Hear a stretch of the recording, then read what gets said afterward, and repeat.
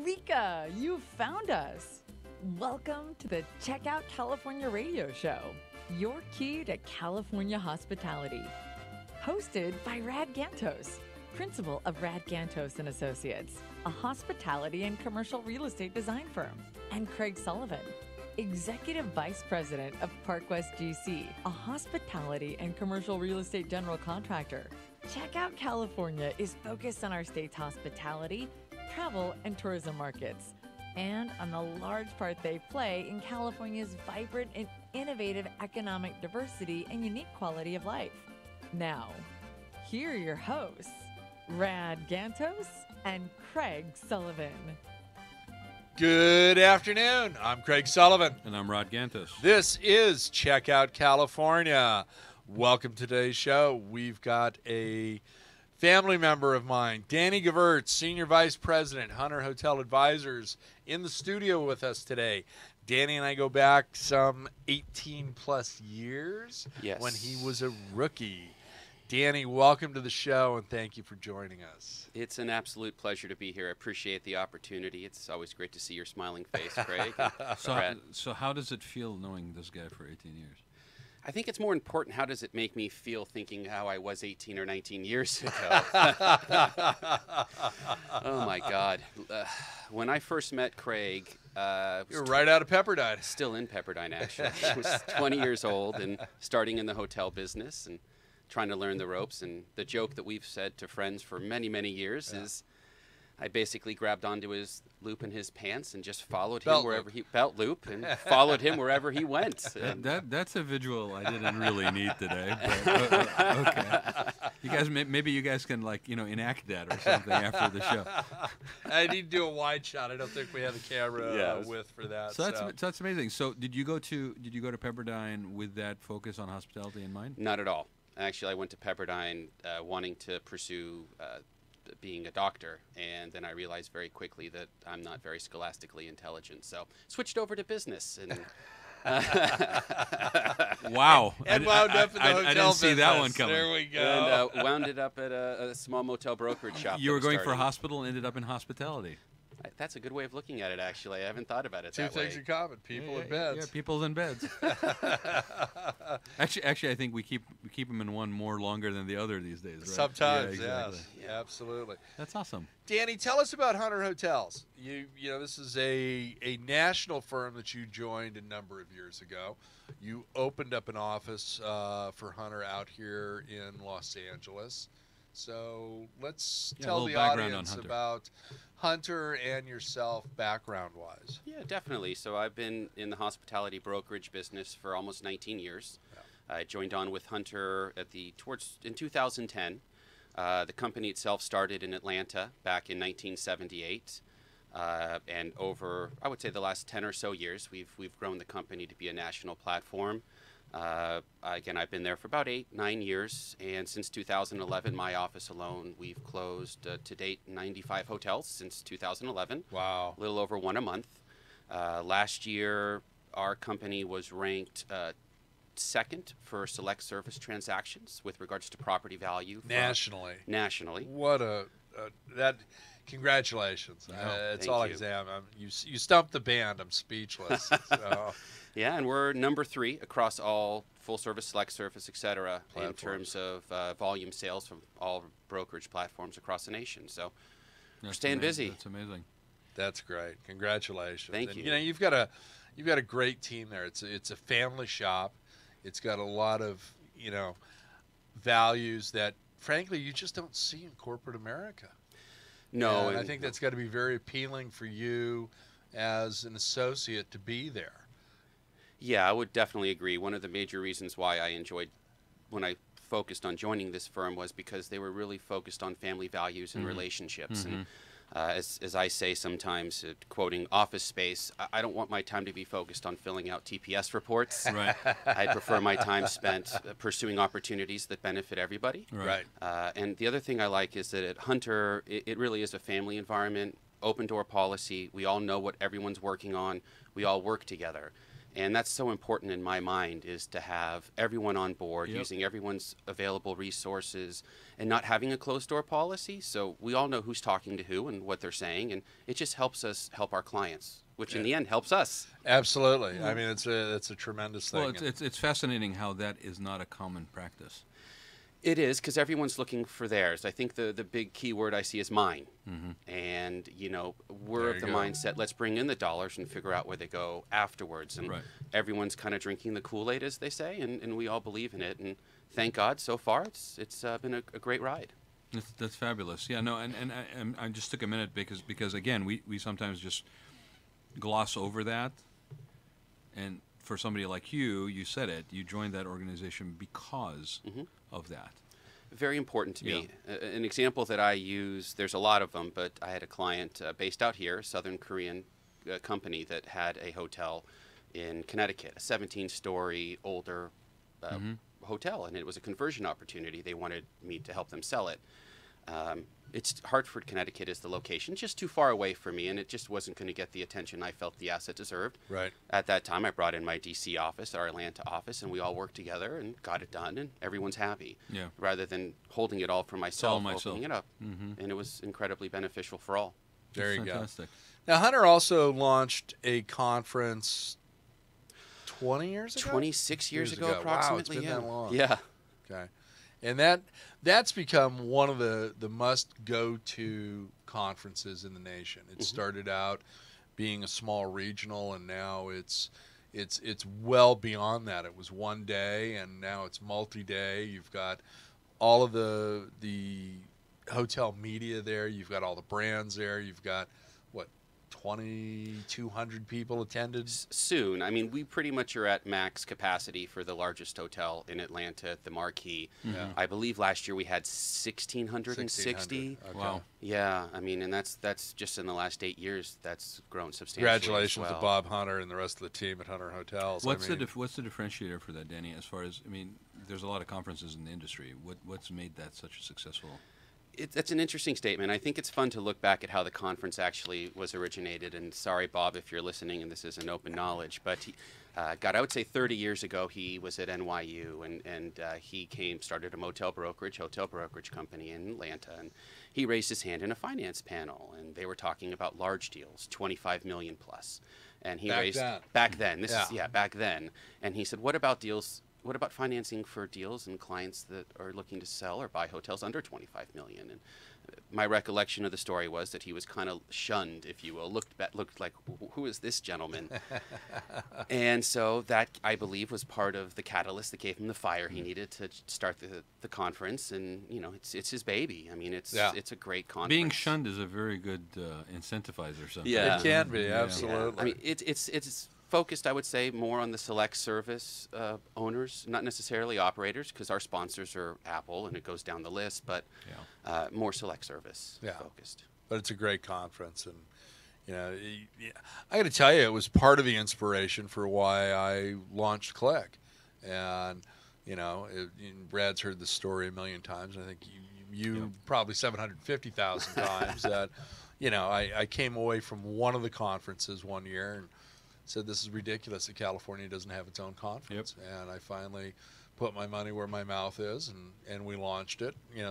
We're getting ready for Click 3 March of next year, and we're growing. And it was the same thing. It was we need this. We've got a ownership base, a brokerage base, a lending base, insurance company, designers, architects, on and on and on, third-party professionals, and there was nothing for California. Right.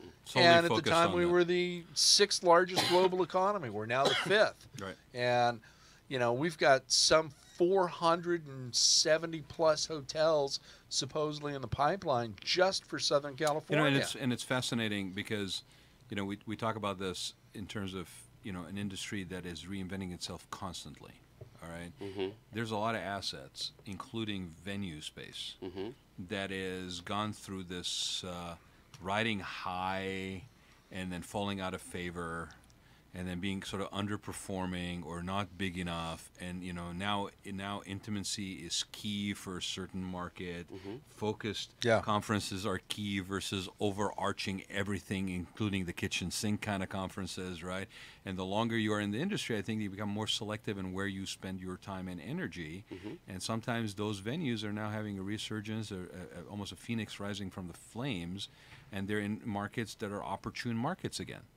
Be they properties that we're talking about being repositioned or adaptively reused, or venue spaces that have gone out of favor for a while and now they're being picked up and they're great on the numbers side, and they're still in desirable locations. They're just now being gentrified, let's say, or brought back out, of sort of being in disrepair for a while. It's funny. It's almost come up across that kind of situation, whether it's a property or a venue space, almost on a daily basis. Yeah, I agree. These days. I agree. Hey, Danny, closing 1 month, one deal a month, since what, 2011? Yeah. Okay, that phenomenal. Congratulations, Thank brother. I'm very proud of you. Yes. Where is pricing today? Where is it going in the next 12 to 24 months? Well, starting with where pricing is today, I feel. I mean, if you look at the numbers just from a valuation standpoint, it seems as if pricing is staying pretty stable at the time being. Yeah. Cap rates aren't seeing any growth or depression. We're staying pretty stable on cap rates based upon today's performance. Something that I say and I feel is back in 2015-16, we had the presidential. We didn't know who our president was going to be. Let's be frank. Uncertainty, and we saw a little bit of a slowdown or a lull with regards to the portfolio sales. Right. And that caused a little bit of pause, which usually leads to concern based upon we still have scars from 2008, 9, 10, et cetera. Yeah. If you would have asked me in 16, I would have thought 2018, towards the end of the year, we would start to see plateau and then see a little bit of a dip in terms of values and an increase in cap rates.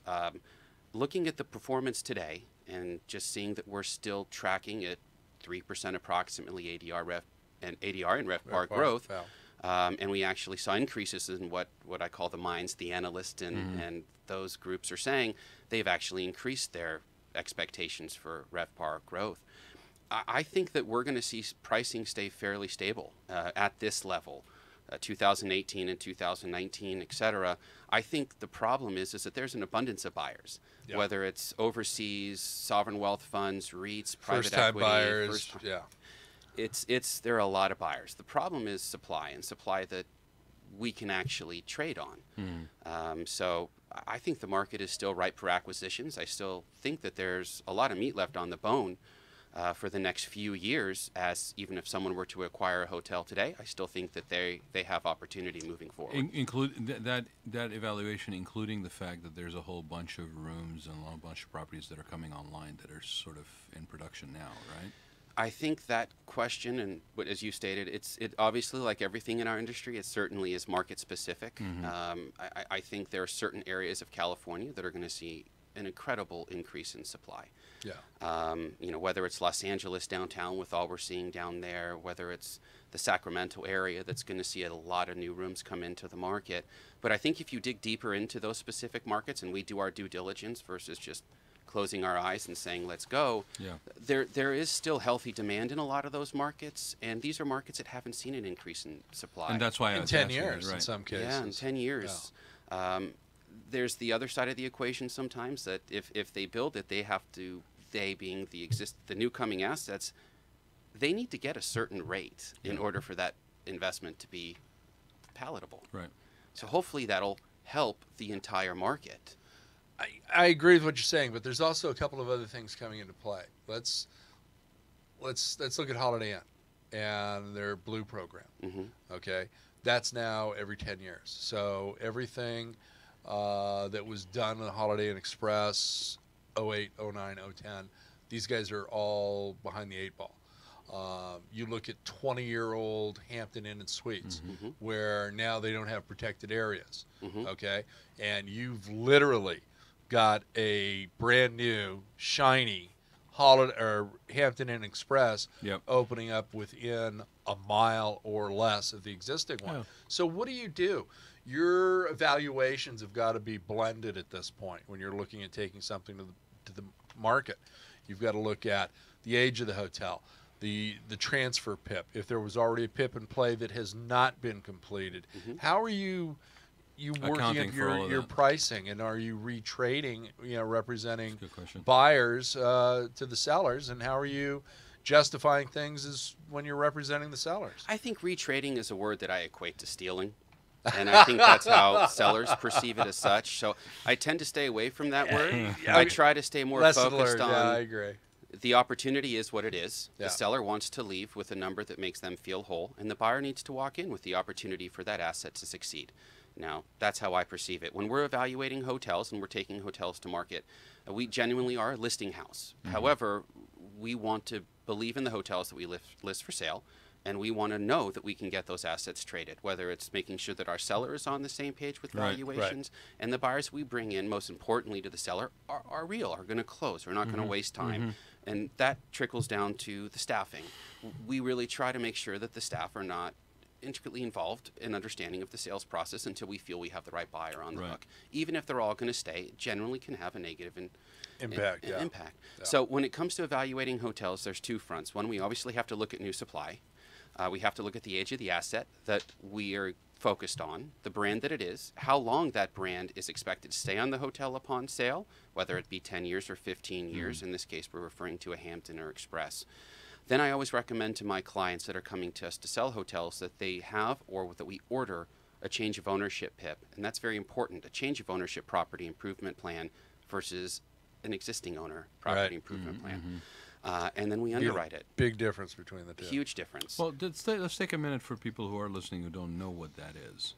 Could you just give people a differentiator, Danny? Yeah, of course. So let's just use Holiday Inn Express as an example. You're welcome for the plug. They have a Great product, by the way. Yeah, it's good job, ladies and gentlemen. You have what's called the Formula Blue renovation for the Holiday Inn Express prototype, and then for the full service prototype, I believe it's called H4. 4, yeah. And it's a pretty comprehensive renovation plan for the hotels. It's pretty extensive. And what I'm seeing now is that they want the hotels renovated every 5 to 7 years. Right. So this is a renovation mandated by the franchisor, the brand, that depending on the hotel, depending on the condition, it can cost anywhere between $15,000 and $25,000 a key for a change of ownership PIP. Right. Now we all know where those dollars come from. They either come from the loan or they come from the buyer, and that has to be built into the deal. Even as we're seeing recently, if the renovations are pushed back 3 or 4 years, but it's still on the property improvement plan, which is the document, I call it the renovation Bible, if you will. Right. The lenders, in my experience, at least recently, they're looking at those numbers, and even if those numbers, renovation dollars, are pushed back to 24, which is 5-6 years away, a lot of lenders want to make sure that those dollars are in escrow or they're available They're for accounted the for. renovation. They're in reserves. Absolutely. And that affects the pricing. So when you have a seller of a hotel that maybe needs a $20,000 room renovation, let's just say a 100-room hotel. Yeah. The seller is, in their mind, selling the hotel, making numbers up at a 9.2 cap. But the buyer's all-in number is going to be somewhere in the low to mid-sevens. Right. And that's hard for them on the seller side to swallow. So it's Yeah. important to have those conversations early and often to make sure that we're all on the same page. Because the worst thing is to find a buyer. Right. Everyone's in love with the hotel. Seller's excited. They're looking for an exchange, but they don't have a PIP. They're giving us an estimate of the PIP. We're giving them our thoughts with regards to knowledge of past experience. And then the PIP comes back, and it's twice as much as you expected. That's a hard delta to swallow. Yeah. Especially you looking at, fire life safety, Wi-Fi and data, okay, Formula Blue. Those all add up real quickly. And, let's say, God forbid, there's something wrong with the elevators, okay? That could be another $100,000 in the blink of an eye. Very easy. So, Very easy. There's nothing worse than putting money into a good hotel that's not going to provide an increase in good money back to you. there you go. It's non-value add renovations. Well, and we say this on the show all the time, Danny. It's like, that's where dealing with credible, experienced, even market-specific, knowledge-based, consultants and people that are providing you services is super critical, because you could easily find yourself in the hole, like majorly. And so, we've Very fast. we keep coming up with that every single time we have somebody of your caliber on here. We remind people, not you pay for what you get what you pay for, really, and you got to make sure that the people that are helping you know exactly what the heck they're doing, because especially in a busy market, everybody's out there telling you they can do something. Yeah. Yeah. And when you've got it, Danny's obviously got, hospitality in his DNA. I was waiting for it. Okay, Paul he got his DNA, hospitality DNA out of his system. Every episode, I work that in. We can go to a break now and come back. So, yeah, we're going to a break now, and when we come back in about Are you feeling better minute, now? we will have Danny Givertz with us. Okay, all right. Yes. Thanks, guys.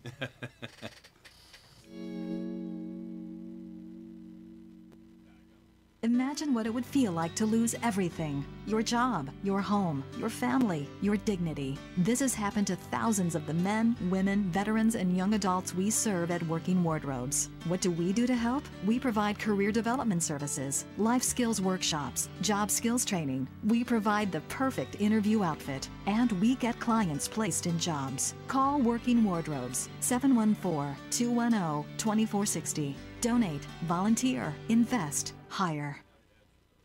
When you use the Premier Rewards Gold Card from American Express, the rewards points can keep on multiplying. Buy 3 with triple points on airfare. Buy 2 with double points on gas and groceries. And a single point for pretty much every other dollar you spend on the card. Then, start choosing from over 1 million rewards to redeem all those points. Apply today and the annual fee for the first year is on us. Call 1-800-AXP-GOLD or visit axpgold.com. The annual fee for the card is $175. See terms, conditions, and restrictions at axpgold.com. Welcome back. This is Check Out California. I'm Craig Sullivan. And I'm not. No, he's Rad Gantos. And our special guest today is Mr. Danny Givertz, Senior Vice President, Hunter Hotel Advisors. And you manage their West Coast office. You set it up. You gave birth to this. Your wife is still talking to you. You've got 2 beautiful children. So that's a lot of accomplishments. A very right there. productive office. Yeah. Yes. And we were talking about the importance of really qualified consultants and people to help you through the process, because especially in a busy market, and Paul just handed us an article, a friend of ours from Atlas Hospitality, Alan Ray, wasn't it? Right, yeah. A write-up in the newspaper. Los Angeles Times. Yeah, everywhere you turn these days, hot market, hotter than hot, hospitality, Well, here's the thing. All kinds of unqualified people come up in a hot market, and they're all promising you the moon, the stars, and everything in between, and you need to make sure you're dealing with the right people. Follow the money. Follow the money. You pay, you get what you pay for, and make sure that you have people that have real expertise, local market expertise, specific to those areas, because it varies. Even in California, we've said this multiple times, San Francisco market, different Santa Barbara, San Diego, Riverside. I mean, and there's stuff going on all over the place. One thing you did touch on, Danny, that I'm just going to go back a little bit, because I'm always concerned. Like, we have so much inventory coming online. Prior to design, I am a economist major, and I always talk about supply and demand, and I always worry about when I see a gluttony of supply coming into the market. We kind of, I can say this on this station because we're not on the air, right? So we screwed ourselves in the real estate market in 1991, right? And we were fortunate that we were at the end of the cycle for as far as the nationwide cycle in California, but we did too much inventory, and we, I think, in the real estate market side of it, the residential market and development side, learned that, and we have kind of avoid excess inventory.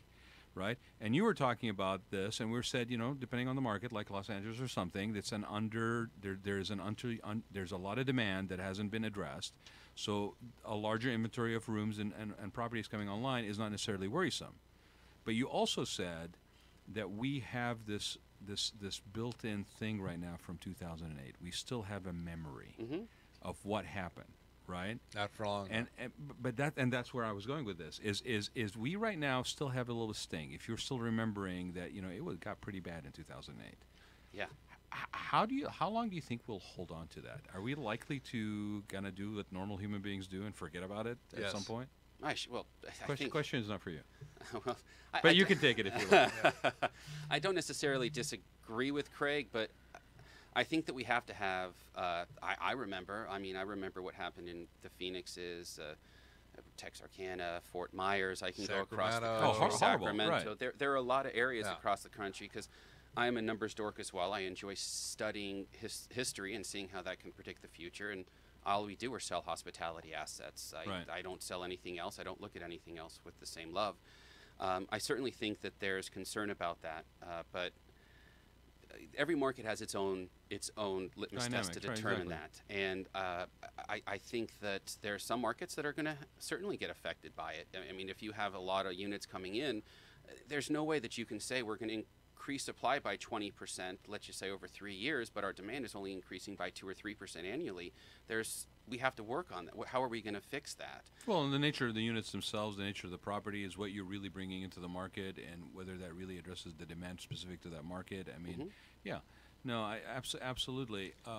Anything that you're saying, I'm sorry, Greg, I'm just really curious from Danny's perspective is, you know, you've been doing this a long time, and specific to our market here, are you seeing any trends that are different? Are you seeing things that, you know, I know we did a lot of adaptive reuse, right? There's a lot of buildings that are, you know, existing downtown areas that are adaptive reuse. I was just talking to somebody in Long Beach. They got a property there that's an office building that they're basically looking to putting in the Kempton, I think, in there.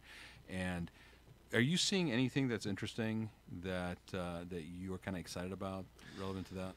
I don't know if it's exciting. I can tell you that I think some of the projects that we see, whether we study the data, whether it's lodging dynamics, whatever it may be, that are not going to get built. Yeah. And you know, when you look at how many units are potentially in pre-planning, planning, we can go through the list. It's a little daunting. However, I think the construction costs have gone up dramatically over the last 18 months, and specifically in the last 6 to 8 months, we've seen Probably 25%, yeah.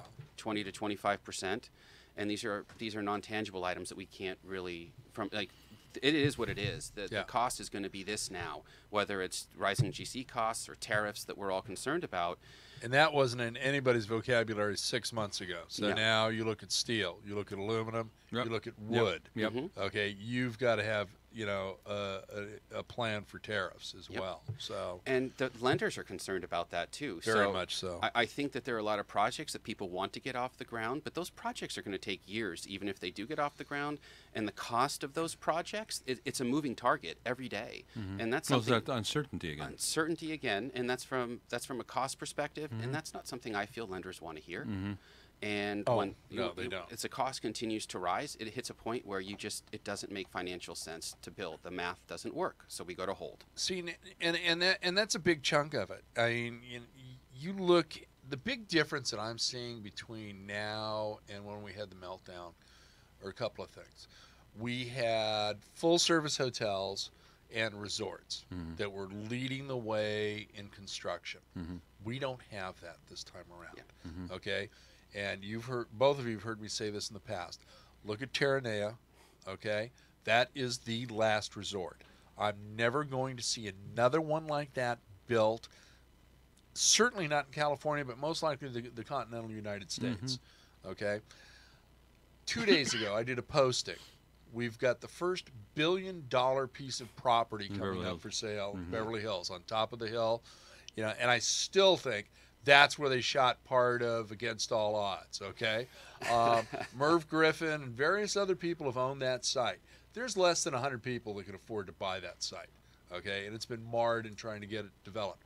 Yeah, it's got water and it's got power, and it's got a beautiful lawn. That's a great lawn, by the way. Yeah, that is a great lawn. It's a beautiful lawn. Yeah, you see it when you're flying out of LAX. You can see it, you know, you're in one of the other houses in the hood looking that direction.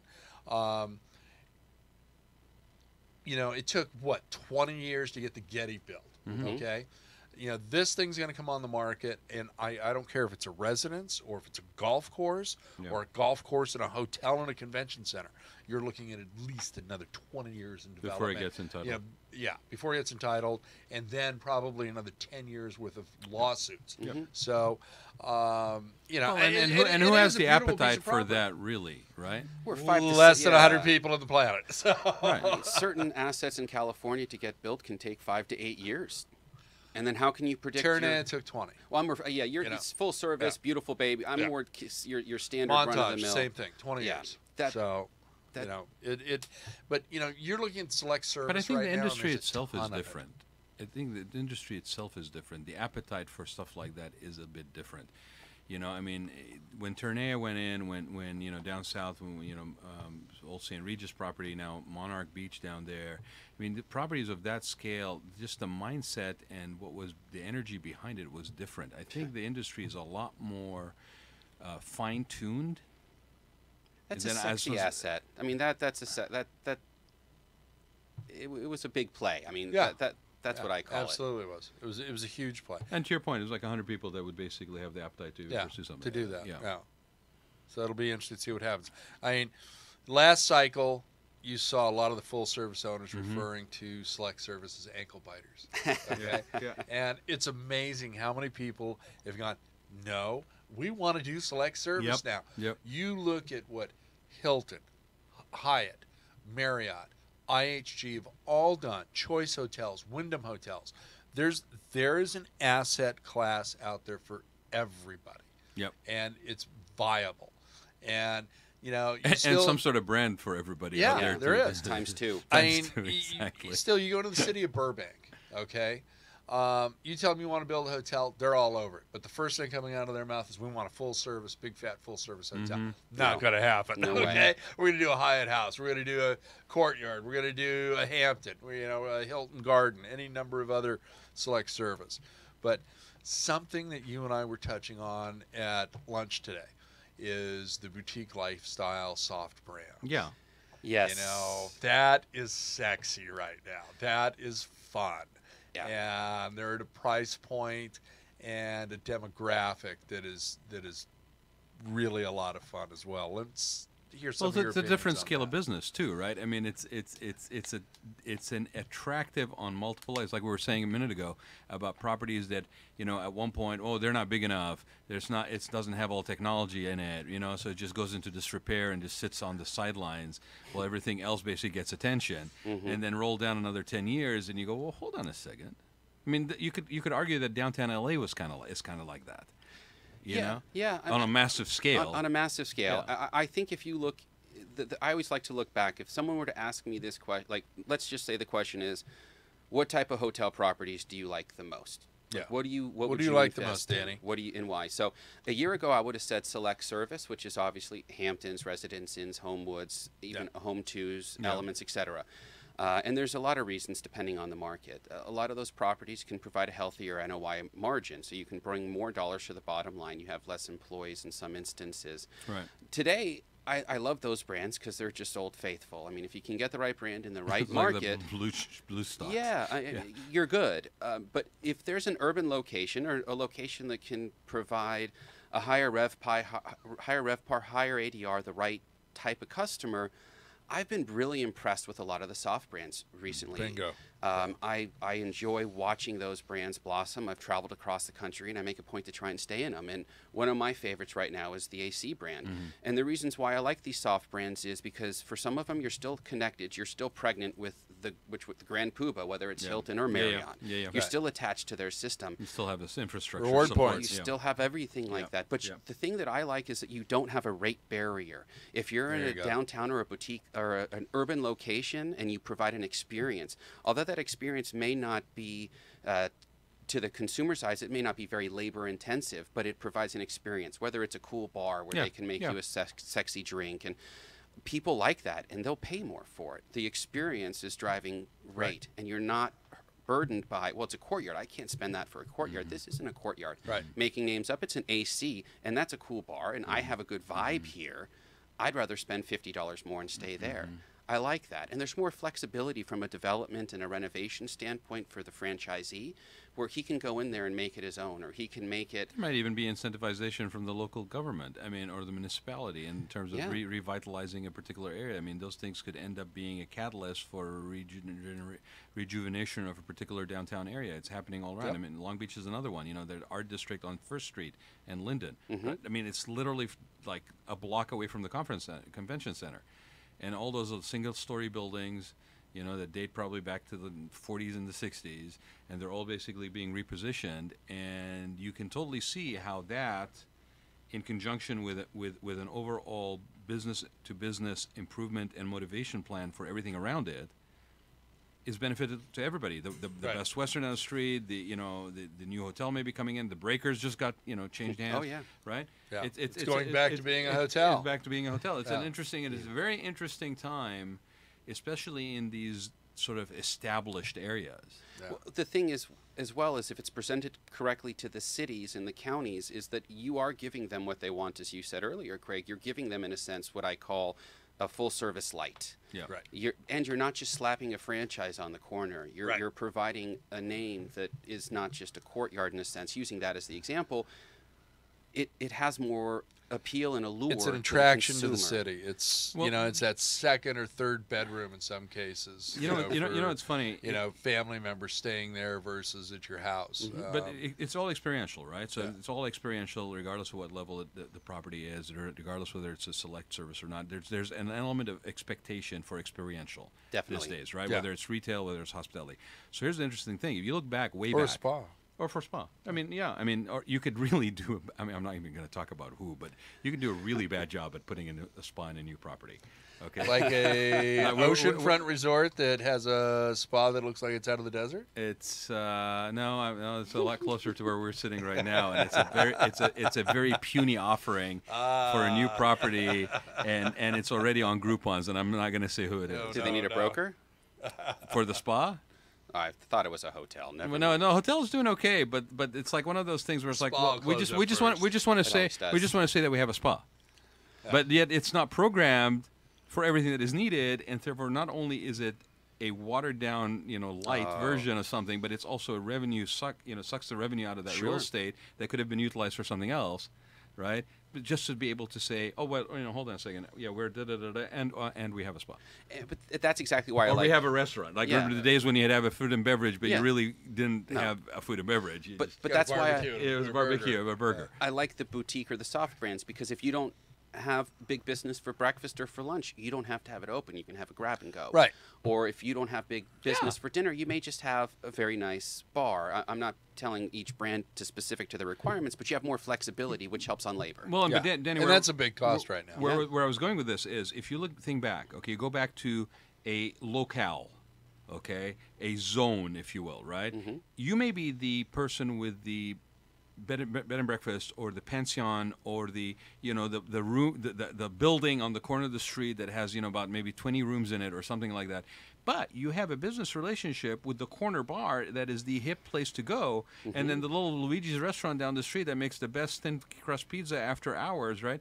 And all of those entities are actually cross-marketing their services. Exactly. Right? And that now has become an experience that is outside four walls and a ceiling, and has become actually a neighborhood experience. And take that and multiply it. And what's interesting with hospitality for me, from a design and just an oversight looking at it, is that we seem to be a little bit more open to not having everything housed after I go on a private driveway to a circular drop-off valet, and everything is housed inside an air-conditioned environment, and I want to keep you on property all day long. Yeah. That I actually understand that if I provide you an experience that goes beyond my walls, you actually are going to hold me in favor and come back. Yes. Yeah. You're not. You're, But that requires a little bit more vision. And to your point, when you're looking at those soft brands, you're looking at those little boutique, upstarts, if you will, that are looking. What was it? The motique Motique yeah. concept, but an outside corridor. I mean, 2 years ago, you would have laughed at us for us saying that. Yeah. But no, I like that. And the other part that comes into play is the cooperation in the neighborhood. Well, Okay? everybody's vested in the Because- success right. of everybody. Exactly. Nobody's. And- It's not all about me, Yeah. like you were saying earlier. Right. We're a full It's about service us. hotel separates you from your money from the moment you get out of your car till the moment you get back in your car. Well, we laugh about this with Orange County all the yeah. time, right? That basically, if you look around, there's nothing that markets Orange County. Because if I am Hey, in that wait a minute. We'll industry, work I on want that. you. Yeah, okay. Well, we're not going to share that just yet, right? But I want to get you out of the plane, Right. put you on a shuttle, get you to property, and okay, not let you out. and then never have you leave Yeah. and go to somewhere else. yeah. And sadly, that kind of isolationist attitude, you're losing out on opportunities to actually be more of value to that guest. Well, yeah. I mean that agreed. and the surrounding neighborhood. I'm going to get you on a bus. I'm going to take you down to San Diego because there's there's an awesome guitarist that's going to play on a venue that's by the beach, or Doheny is having a blues festival, and Right. I'm going to basically have that as part of my offering. I mean, it's really funny because, okay, great, I'm on the property. Okay, I hung out at the pool. Okay, I had a bar. Let's ask you about a property. It recently opened. It's beautiful. Yeah. I see that you hang there quite a bit. Oh. Okay. Yeah. My neighbor built it. Yeah. Oh, I know the property. What do you think about Lido House? Yeah. Like every property, it hit certain marks Yeah. and it missed others. Really? Yeah. See, It now, missed I think others. it I don't probably want to be hit- specific No, about no, it, but I have and I very watched it. specific thoughts on But Lido I think House it hit a specific. lot more than a lot of other people in town. There was, here's what happens. You can never do enough I put advanced him on the market hot analysis. No. You didn't put me on the hot seat. I could totally talk about this. There were things that could have been done better because I don't think it really took in the neighborhood. It was exactly what we're talking about. I'm going to get you on property, and you're going to spend all the stuff on time on property. Well, the minute you forgot to look around you about what your competition within 30-mile radius is in terms of services and amenities you're providing in that property, you allocated real estate to things that we were never going to generate enough money at, given the neighborhood and the nature of the people that live in that neighborhood. Interesting. They have established relationship with service providers that you were never going to get them to detach from to come in and do service at your property, especially the way you were offering it. Well, I got to tell you this. But everybody over at Lido But House, I love the location. I've got Jackie Collins from AJ Gallagher checking in this weekend. Her and her daughter are going to be staying there, and I know they're going to love the hotel. Here's the other thing, too, and I think this is relevant to the hospitality industry, but any industry that's smart, right? Any property that's smart, is you open yourself up to input. Yeah. And you're going to get it anyway, Whether you like it or not not, these yeah, days because yeah. of Yelp and all that stuff. But you have a choice. Do you actually listen to what people are saying and basically factor in whether you Modify. like it or not and modify whether you like it or not, or you don't? And if you don't, you deal with it. you deal with it as is. If you Yeah. do, then you're likely to actually make a better mousetrap and make a better box for people to stay in. I just think I for one, when I go to travel, I don't travel anymore to where I'm going to just basically be trapped inside that box and do everything. I want somebody that's going to encourage me to basically explore, and that's just the way I travel. That doesn't mean that's everybody. That's the difference between being a traveler and an explorer. I mean, you've got a curiosity where you want to be out, whether it's London at 2 a.m. coming out of Ronnie Scott's Jazz Club or going into a museum at 7 a.m. I was at the Ritz-Carlton in Sarasota, and I wanted to go to the Gator Club down in downtown Sarasota, and only to find out that there was nothing going on that night. But I did like their sign. I went across the street and had a nice little pizza. And so all of that integrated experience for me was part of my visit to Sarasota. Yeah.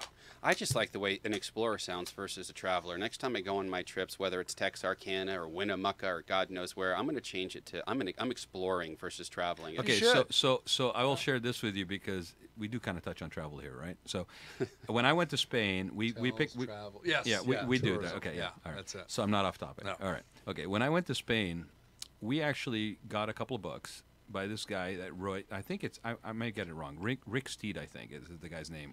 Rick Steve. Right, Rick Steve. Rick Steve. PBS. PBS. I've traveled with my folks from when I was very young. I have pictures of me basically probably, using the grass at Edinburgh Castle as a child, where the ways I shouldn't have been using it, right? But, right, I'll leave you with that image, right? But I've traveled for a long time. I'm just glad he wasn't an adult. Right. Yeah, and he's giving us crap for me grabbing onto his belt buckle and walking. Well, let's just say there were no bagpipes involved, right? But it wasn't festival time either, right? So I've traveled quite a bit, and I will tell you the thing that attracted me.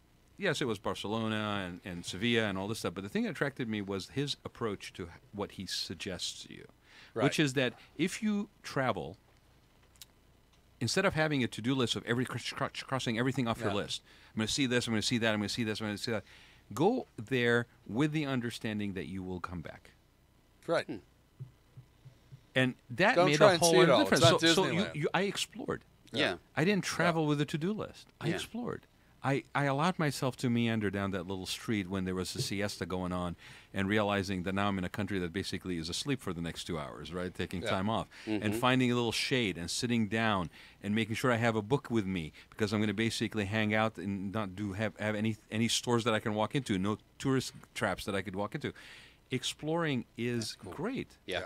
But we need to encourage people to do that in hospitality. And you know Yeah, what? I You agree. need to do that not only locally, nationally, but internationally. when I started going to London, I went to London probably 5 years in a row. Yeah. Okay, just because the first time I was there, I saw it and I was in awe. I'm walking down streets that date back to medieval times. I'm seeing plates, white porcelain plates in buildings that state that Winston Churchill lived here between these years, Florence Nightingale, all this. I said, okay, I'm never going to take this all in on one trip. No, there's no And way. I love history. Okay, so America's Lodging Investment Conference, Alice, okay? The day that it ended, I would go from wherever it was, either San Diego or Los Angeles, and I would jump on a plane, go to New York, jump on another plane, and go into London, or I would go into Ireland when I get done with London. And I did this for a number of years. Still had all my clothes for the conference, got those cleaned while I was there, bought new clothes, and it was great. In January, the pricing was right, the crowds were gone, the weather was perfect Still for good. me. Yeah, still good. So, you know, it was a great time. And I think that's... So you've been to London 5 times? Yeah. Okay. Yeah. Have you been to Portobello Road? No. Have you been to Little Venice? Little Venice? No. Okay. See? No. So, There's still more to no, see. exactly. Yeah, I mean, yeah. who tells you that there's Yeah. a little canal system but I'll go to right, Soho, steps away from yeah. Abbey Road and the Beatles studio, right? yeah. That you can basically hang out on a little river barge and basically have breakfast in the morning, right? Yeah. Or go to a really amazing swap meet. Antique store in Portobello Road every Sunday, Yeah, right? yeah. While you're half asleep drinking your coffee, Yeah. right? Yeah, and you're absolutely right. But those are the kind of things that is nice because I have no idea what I'm going to experience. Right.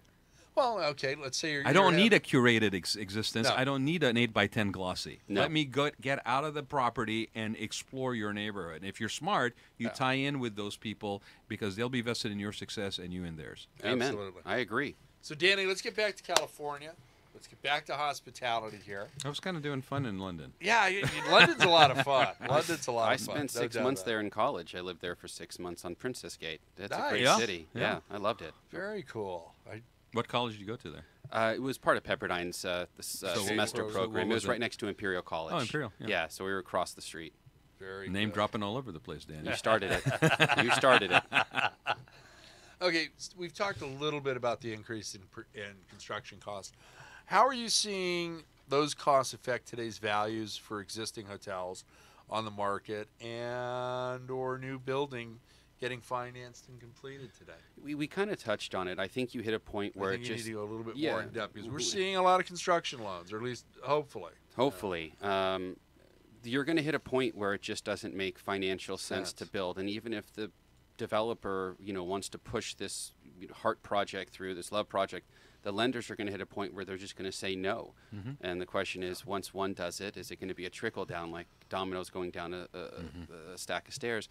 But you hit a point where it just costs too much to build a hotel in a particular market based on how that market is performing. You have to use the matrix that are provided, occupancy, ADR, star, etc. The numbers don't lie. The numbers don't lie. And, I see people that are potentially putting some development projects in certain areas on hold, and now they have to deploy that capital in other areas, so they're looking for acquisitions. So I think as we see development costs continue to rise, it's going to have a effect on the ability to get these projects developed, and I think that's going to be primarily focused on the financeability of those projects now, and the faith that the lenders have in where construction costs are going to go and at what clip are they going to continue to increase or decrease. And what that does is that makes existing products that are either providing cash flow or recently opened, they're going to look more appealing because it's built, it's developed. You don't have to wait the time to get it in construction. Right. We don't know how many more years are left in this cycle. As I said earlier, as we do evaluations for clients across the country, whether it's Blackstone, Lightstone, Starwood, North Star, Apple, or a local owner that's out here that has 1 to 15 hotels, we think it's important to paint an accurate picture. And what we do is we'll put together our valuations that show a value based upon the performance of that hotel as of a trailing 12 revenue and NOI, year-end 17 NOI, and then we also believe it's important to blend the last 3 years' performance into one. There you go. And have those numbers dictate what the value is. not forensic accountants by no mean, but I think it's our job as we're doing evaluations to let sellers know, here's how buyers look at hotels. Here's what they look at to determine value. Here's concerns we have. Here's positives that you have. We can accentuate this. We can do this, etc. Right. So instead of just telling people what they want to hear, which is the easiest way. It's also wrong. It's wrong. Well, It's the wrong. professional thing is sometimes to tell them what they don't want to hear. Exactly. But they're better off for hearing it. And sometimes they go another direction, and they'll come back a year later and say, you were right. You were right. Thanks for telling me that. I didn't hear you then. But that doesn't pay the bills, as they say. Well, hopefully you have enough people saying coming back, so that you constantly have people. Yeah, relationships are paramount. It's all relationship. It always comes back around. How much? I'm curious. How much of your business you would recall or you would talk about as being repeat? We never asked that question. I'm curious. No, that's a good question. I'm very lucky to say that a lot of my business is repeat. I would probably say out of the 95 deals we've done since 11, that at least 50% of it is repeat. Now, what does that mean? Some of them are selling the same hotel. Sure. Some of them are selling, I'll use an example. We're selling a Holiday Inn Express and Suites in Paso Robles right now.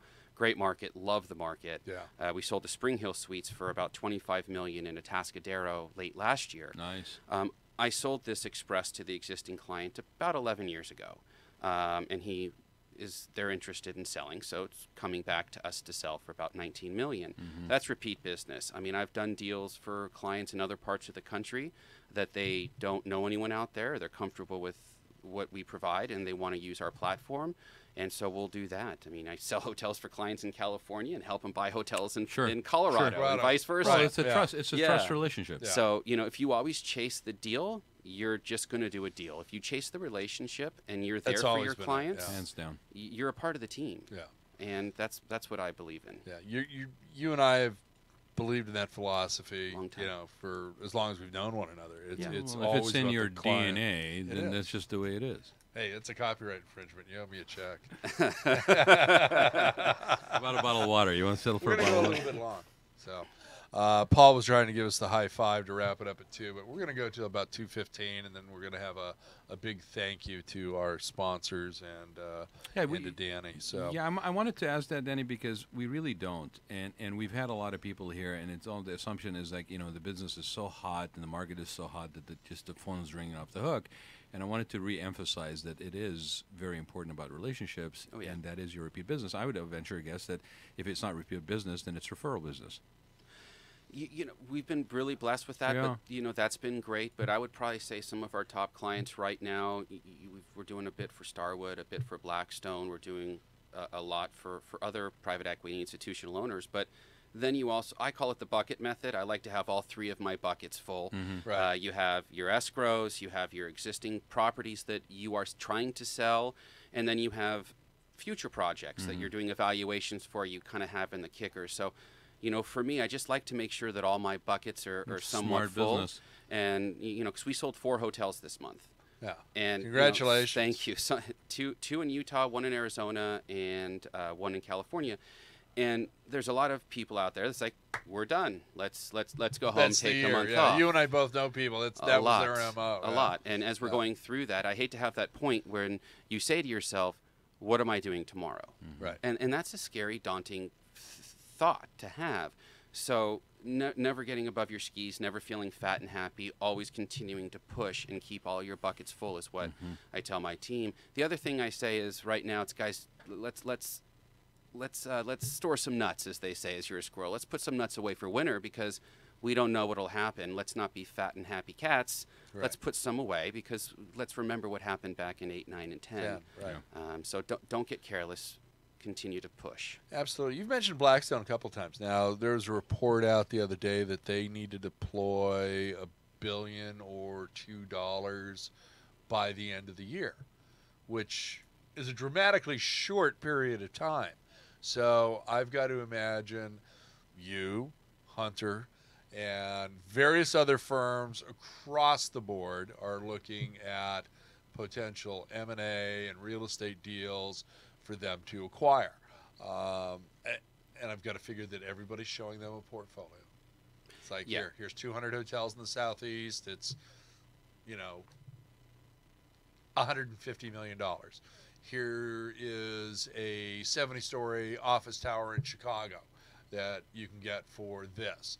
So how are you mobilizing? Are you guys chasing this? Are you trying to get into those negotiations as well, or that get in front of that development person, or is that part of your programming, or are you just going, hey, I'm just going to work my regular contact over at Blackstone and go, hey, what do you have an appetite for now? I know there's more money on the table.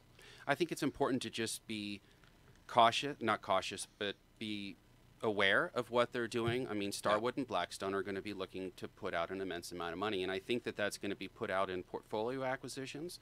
I think it's going to be put out with let's just make numbers up. Like Starwood could buy a large hotel in the Hawaiian Islands. Blackstone could do a large billion-dollar acquisition on the Hawaiian Islands, and I think you're going to see a blend. I don't think you're going to see them go away from what would be considered, whether it's BRE Select on their Select Service platform or Blackstone as they, just swallow the world. They're going to still be methodical in what they pick. However, as brokers or sellers, it's very important for us to make sure that we put together the right package of hotels. Don't just show them something because someone called you and said, I want to sell 10 hotels. Call them and have your approach ready. You know what they want, structure it accordingly, and see if it sticks. But I'm a singles and doubles guy. I represent sellers. I sell their hotels. I don't say that we spend a lot of our time with buyer leads and chasing down potential opportunities, because that model, in my experience, it's not your model. It's not my model. And as I jokingly say, and a lot of people say, we follow the KISS model. Keep it simple, stupid. But yeah, I mean, if we have... There's a lot to be said for that. Know your strengths, know your weaknesses. Yeah, exactly. But yeah, I mean, we're certainly, of course, we're looking for those opportunities. But in this day and age, the Blackstones, the Starwoods, whomever it may be, they all know each other. They all talk. And it's very simple now to find an email address for the right person and say, I own 8 hotels. I'm looking to sell them. What do you think? And, we're out. So, I mean, we help a lot of the big boys with the evaluation and the analysis of their portfolios that they're looking to sell. There's a lot of times when they say thank you and they sell it internally. Or they go buy something that they asked us to look at, and we are just doing them a favor. But yeah, they're going to be portfolio sales this year. You're going to see a substantial amount of them continuing. There have already been a number, and they'll continue to be more. I think it almost reminds me right now of pre-financial meltdown. The deals that you did early on in the year were one thing, okay, and then you got through summer, and you're going, okay, I've had a really, really good year.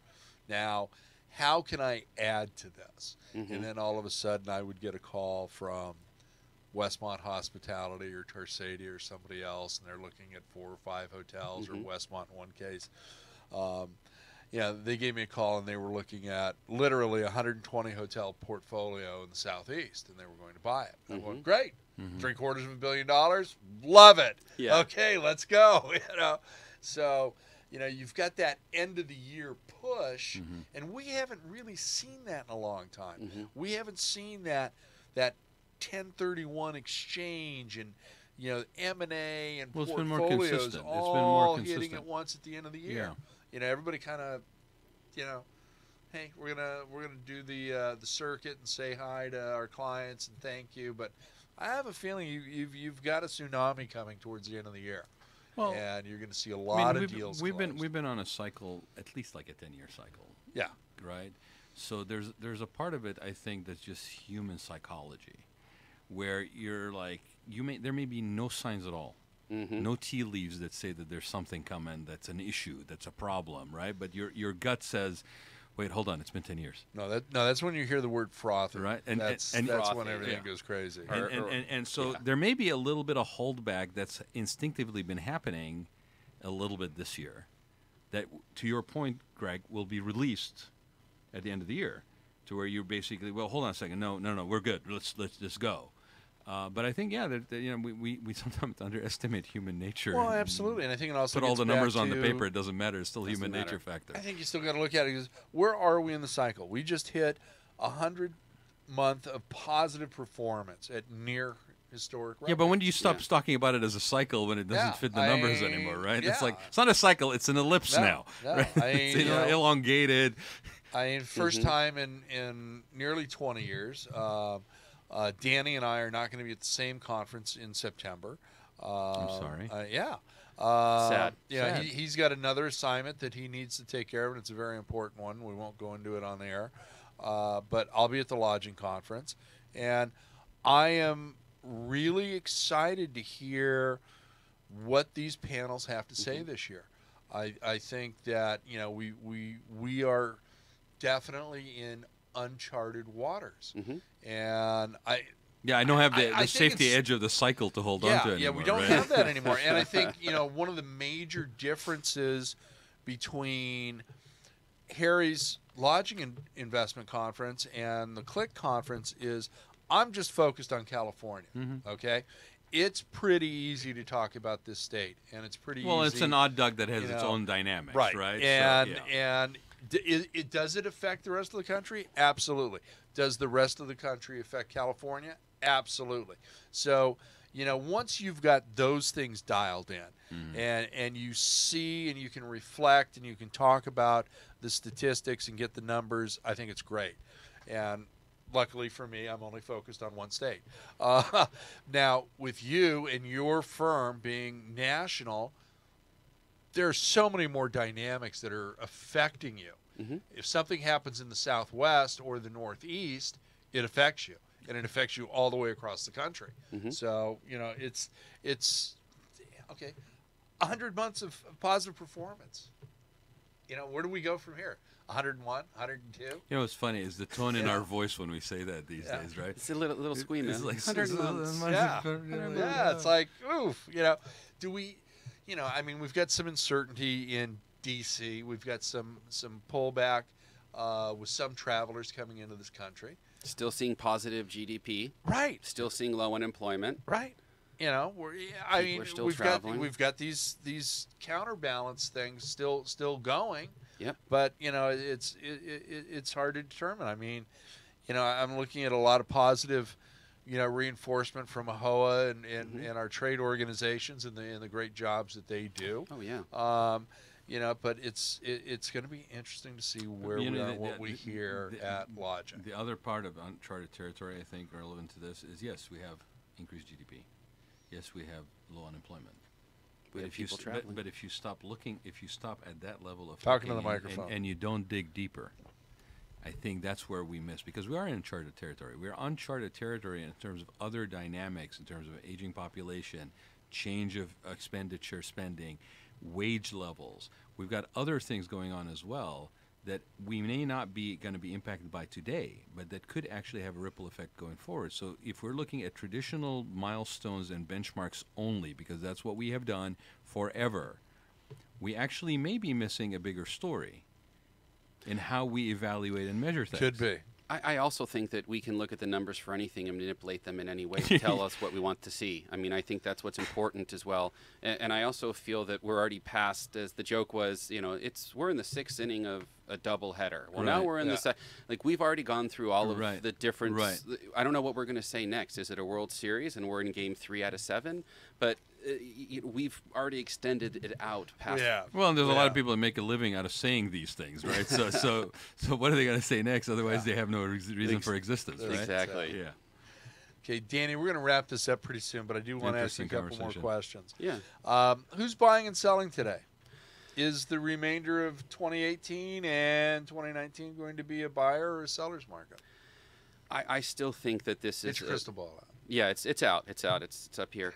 I think we're looking at 2018 is going to continue to be a seller's market. I even think that 2019 will continue to be a seller's market. However, I do feel that there are opportunities that buyers can come in the right markets and the right assets and make money, and it'll be a profitable venture for them moving forward. But I think the amount of what I'd call historical steals, we haven't seen them for a while. Sometimes you get lucky, but there's an immense amount of risk associated with that, whether it's a conversion or whatever it may be. Yeah. And those buyers believe in themselves, they believe in their teams, they believe in the market, and they believe in the long-term value as it continues to flower. So I think it's still a seller's market, and I think it will stay one for a while, especially at least in California. another year, year and a half. We have buyers that are they're all over the place. Our hotel that we sold in California was off market. I made 2 phone calls. We sold it. They went non-refundable on day 1, and they closed in 45 days.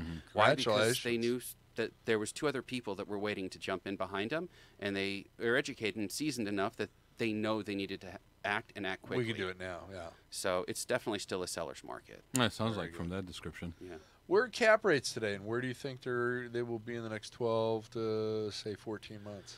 I think that cap rates are staying fairly flat at the moment. I mean, I don't believe that we're going to see cap rates from today moving forward, even going back 4, 5, 6 months. They've pretty much hummed along at the same pace, and I don't foresee that to stop anytime soon, unless God forbid something wild that we would unexpect something to we don't happen. want to hear. Yeah, But I think based upon everything I see, cap rates are going to continue to stay at the existing level that they are, at least for the next 12 months, because we're continuing to see steady growth in ADR and RevPAR, and we have for so many years, which is another daunting fact. But you know, the numbers support the stability of the cap rates, not going up, not going down, just kind of staying where they are. Well, Danny, we're at the end of the show. Oh. Thank you very much for coming down behind the orange curtain and joining us on Checkout California. It wasn't today, too bad. brother. He survived. It was I'm great. still here. Yes, Yeah. still here. Still got to head home.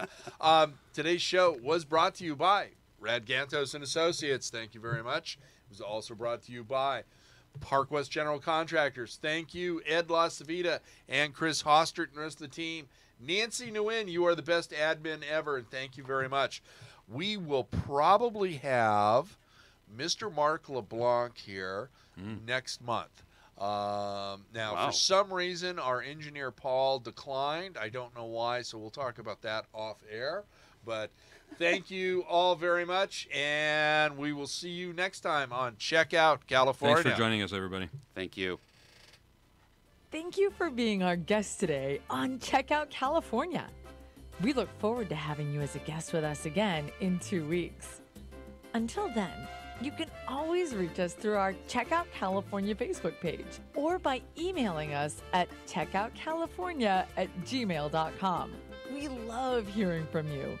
So do let us know what you think of the show and what areas of interest you'd like to see us cover in the future. Your feedback is very important to us as we continue to bring you the best hospitality our Golden State has to offer. Until next time, may all your days be filled with sunsets and palm trees.